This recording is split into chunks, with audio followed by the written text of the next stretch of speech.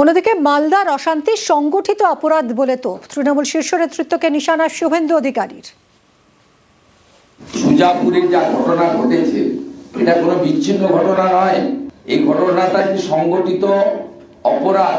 এই সংগঠিত অপরাধ কলকাতা থেকে তৃণমূল কংগ্রেসের মাথারা সংগঠিত করেছেন, কার্যকর করার দায়িত্ব দিয়েছেন সাবিনা ইয়াসমিনকে, যিনি নিজের নির্বাচন কেন্দ্রে গত লোকসভা নির্বাচনে হেরেছেন।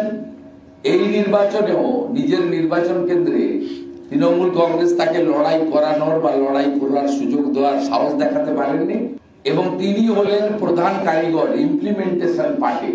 অবিলম্বে সাবিনা ইয়াসমিন সহ চক্রান্তকারীদের গ্রেফতার করা হোক। বুধবার মালদায় তুলকালাম। এসআইআর এ নাম বাদের প্রতিবাদে বিক্ষোভ, 7 বিচারককে ঘন্টার পর ঘন্টা ঘেরাও, জাতীয় সড়ক অবরোধ, আর এই নিয়েই ভোটের বাংলা সরগরম।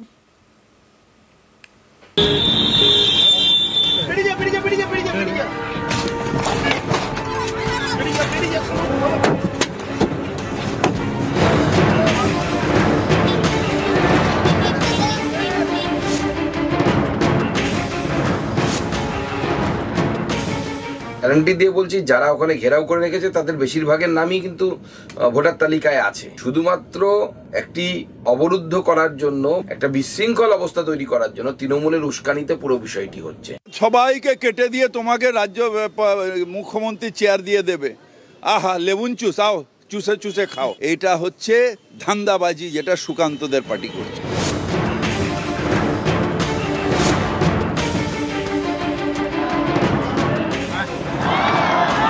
রাস্তা অবরোধ, বিক্ষোভ,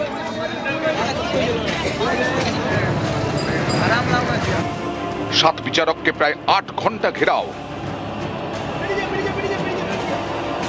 বিচারকদের গাড়ি ভাঙচুর,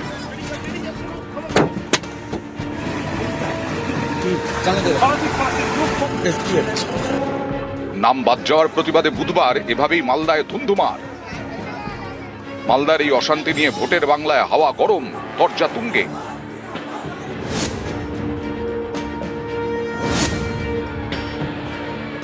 এতক্ষণ ধরে ন্যাশনাল হাইওয়ে অবরুদ্ধ হয়ে আছে, 7 জন বিচারককে বা জুডিশিয়াল অফিসারকে তাদেরকে এইভাবে তাদেরকে অবরুদ্ধ করে রাখা হয়েছে, তাদেরকে আর আসতে দেওয়া হচ্ছে না। গ্যারান্টি দিয়ে বলছি, যারা ওখানে ঘেরাও করে রেখেছে তাদের বেশিরভাগের নামই কিন্তু ভোটার তালিকায় আছে। শুধুমাত্র একটি অবরুদ্ধ করার জন্য, একটা বিশৃঙ্খল অবস্থা তৈরি করার জন্য তৃণমূলের উস্কানিতে পুরো বিষয়টি হচ্ছে। না, সবাইকে কেটে দিয়ে তোমাকে রাজ্য মুখ্যমন্ত্রী চেয়ার দিয়ে দেবে, আহা লেবুন চুষ, আও চুষে চুষে খাও। কিছু করবে না, নির্বাচন কমিশনকে ফিট করে নিয়েছে, এসে দখল করে নেবো ক্ষমতা। আরে ক্ষমতা দখল করার জন্য পায়ে পায়ে মাটিতে লড়াই করতে হবে তৃণমূলের সাথে।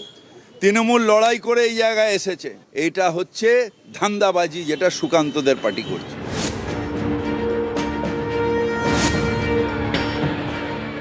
দেখুন, কালিয়াচকের মতো জায়গা পশ্চিমবাংলায়, এটা একটা দগদগে ঘায়ের মতো। ওখানে হাইওয়ে করতে দেওয়া হবে না, আটকে দেওয়া হবে। ওখানে থানা জ্বালিয়ে দেওয়া হয়েছিল, পুলিশ পালিয়েছিল। আজও দুষ্টতাকারী অনুপ্রবেশকারীরা ওখানে উৎপাত করছে। টিএমসির মনে হচ্ছে যে এরকম ধমকে চমকে নির্বাচন কমিশনকে আটকে দেবে, অফিসারদের আটকে দেবে। এটা পারবে না। যত এটা হবে তত কড়া হবে নির্বাচন কমিশন। অমিত শাহ রাজনৈতিকভাবে বাংলাকে আক্রমণ করার জন্য যে ইস্যু খুঁজছিলেন, সেই ইস্যুটা তৈরি করে দেওয়ার জন্য সুপরিকল্পিতভাবে গতকাল কালিয়াচকের ঘটনা, মোথাবাড়ির ঘটনা ঘটানো হয়েছে। নিউজ 18 বাংলা।